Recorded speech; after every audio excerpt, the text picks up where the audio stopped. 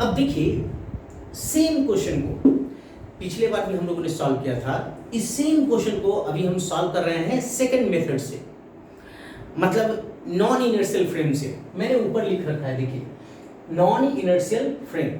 आप न्यूमेरिकल को दो फ्रेम से सॉल्व कर सकते हैं, इनर्शियल और नॉन इनर्शियल। तो चलते हैं हम सभी लोग नॉन इनर्शियल से इसे सॉल्व करते हैं। हमें क्या निकालना है, याद कीजिए, कितना मास सस्पेंड कराया जाए कैपिटल एम, कि आप जब इसे रिलीज करें तो एम डैश के रेस्पेक्ट में एम का मोशन ना हो, मतलब एम डैश के रेस्पेक्ट में एम क्या हो, लगे कि ये कोई रिलेटिव स्लिपिंग ना हो, रिलेटिव मोशन ना हो।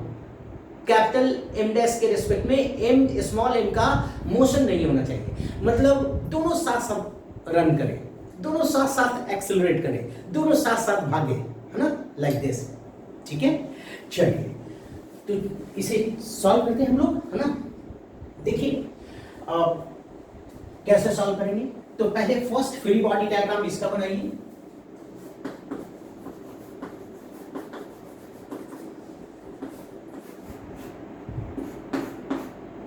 तो कैपिटल एम को अर्थ कितना लगाएगा, एम जी। आप देखिए तो ऊपर का थ्रेड टाइट है ना। जब भी कोई चीज थ्रेड टाइट होता है ना, आप थ्रेड को ऐसे खींचिए तो आपके दोनों हाथ करीब आना चाहिए, है ना। क्यों, क्योंकि फोर्स लगेंगे हाथ में, टेंशन। तो एक फोर्स क्या होगा, एक फोर्स होगा टेंशन।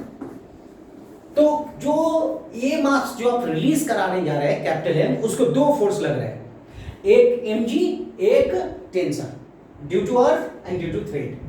ठीक है, तो अब ये बताइए, ये नीचे जाएगा तो ये आगे क्यों जाएगा, इसने इसको खींचा, इसने इसको एक्सेलरेट कराया, इसने इसको इनर्शिया रेस्ट से डिस्टर्ब किया, मोशन में लाया, एक्सेलरेशन में लाया। तो न्यूटन थर्ड लॉ से ये सिस्टम इसको नहीं छोड़ेगा, कैपिटल एम को। कैपिटल एम ने डिस्टर्ब किया इसकी इनर्शिया, अब वो ये सिस्टम बोलेगा कि हम तुमको भी ऊपर फोर्स लगा देंगे, तो टेंशन के कारण। तो इसका फ्री बॉडी डायग्राम आप क्या लिखेंगे, फर्स्ट इक्वेशन बताइए। तो एक इक्वेशन हो गया mg minus T equals mass into acceleration, right ना। अब आप देखिए, अब हमें आगे चलना है। अब हमको, आप क्वेश्चन को ठीक से पढ़ेंगे। With respect to M dash से slipping of M is avoided, मतलब एम डैश के रेस्पेक्ट में एम का कोई मोशन नहीं है भैया, दोनों साथ साथ भाग रहे हैं ए एक्सेलरेशन से। तो प्लीज आप इसका इस पूरे को एक बॉडी मान लीजिए, कैपिटल एम डैश को और स्मॉल एम को एक बॉडी मान लीजिए। क्यों एक बॉडी मानेंगे, क्योंकि दोनों भाग रहे हैं ए से। तो आप इसका पार्शियल फ्री बॉडी में बना रहा हूं, है ना। M dash M tension inclination theta, तो एक ये इक्वेशन क्या आ जाएगा, T equal to M dash plus M into ए,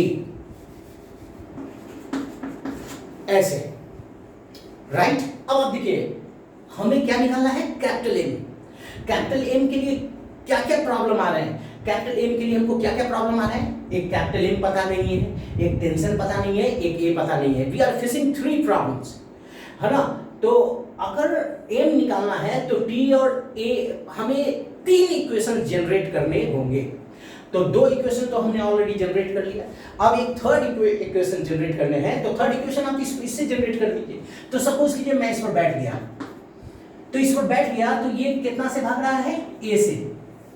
ठीक है, मैं इसके ऊपर बैठ गया, इमेजिन कीजिए।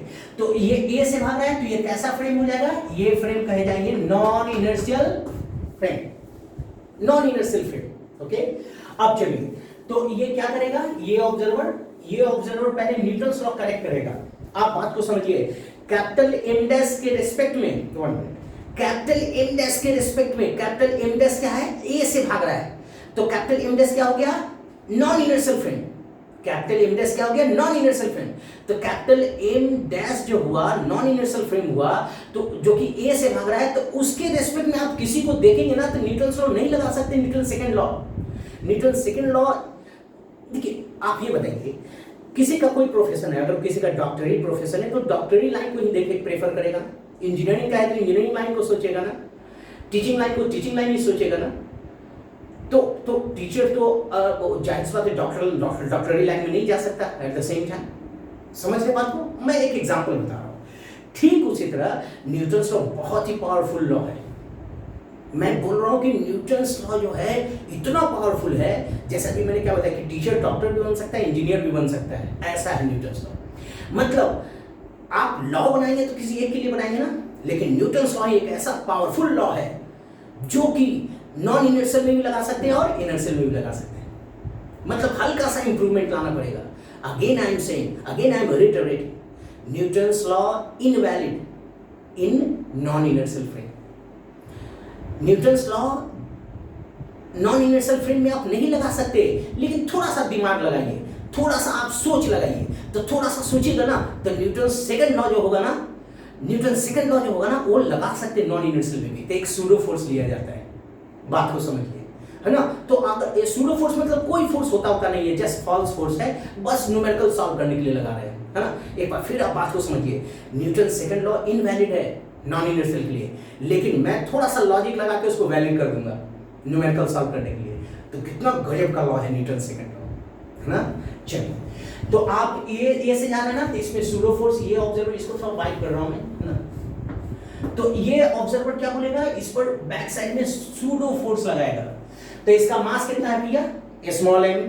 तो इस पर पीछे की ओर कितना लगेगा, ma, है ना। तो ये देखिए, ये जो हुआ इस पर बैठ जाएगी, ये फ्रेम A से भाग रही है, तो ये पीछे की ओर एक सूडो फोर्स लगाना पड़ेगा। इसको हम क्या बोलेंगे, इसको ध्यान रखिएगा, इसको हम लोग बोलेंगे सूडो फोर्स।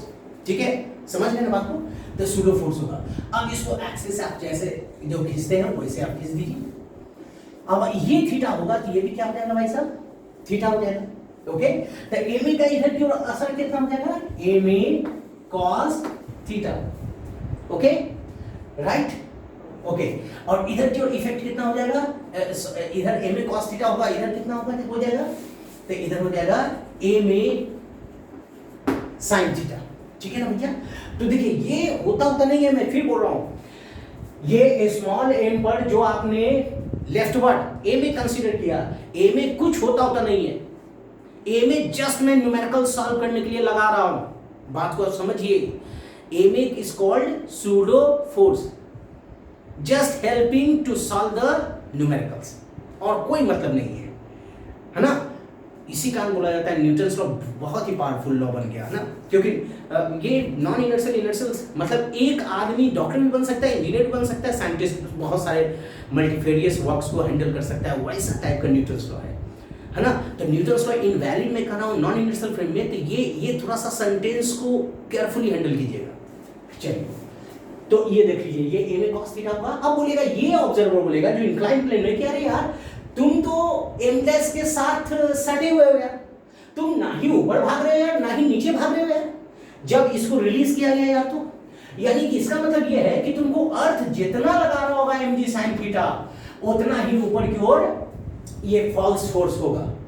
बस सॉल्व करने के लिए, कॉन्सेप्ट नहीं है, मैं बार बार बोल रहा हूं, ये बस न्यूमेरिकल सॉल्व करने के लिए है ना। We are doing false, a में cos theta not existing, a में cos थीटा है ही नहीं फोर्स, a में है ही नहीं ये फोर्स, बस हम लोग न्यूमेरिकल बनाने के लिए सब कर रहे हैं बस। तो ये बोलेगा कि a में cos theta equal to mg sin theta, right. a में हटा दूं तो a कितना आएगा भैया, तो a कितना आएगा g, और sin बाय cos क्या हो जाएगा, tan।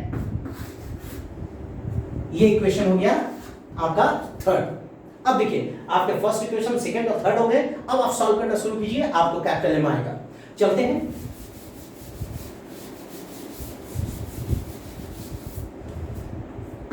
M g minus tension की प्लेस पर रख दीजिए, m dash plus m a equal to m a, m g minus a, m dash plus m a, M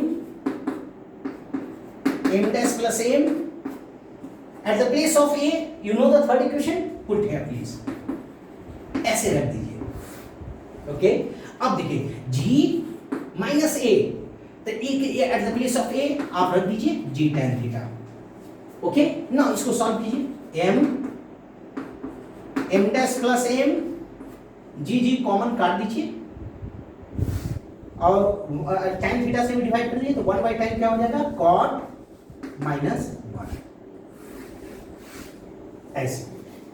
okay देखिए आप, मैं फिर एक बात को बोलना चाह रहा हूं कि आप पेशेंस रखिए। ये channel I think will be very very I think significant. मैं क्यों बोल रहा हूँ, ये आप ही लोग का चैनल है, आप इसे अपना चैनल समझिए और सारे बच्चों में स्प्रेड करा दीजिए। मैं बता रहा हूँ ये चैनल लर्निंग के लिए बहुत अच्छा होगा, है ना, फ्रॉम द हार्ट्स बॉटम मैं बोल रहा हूँ, प्लीज।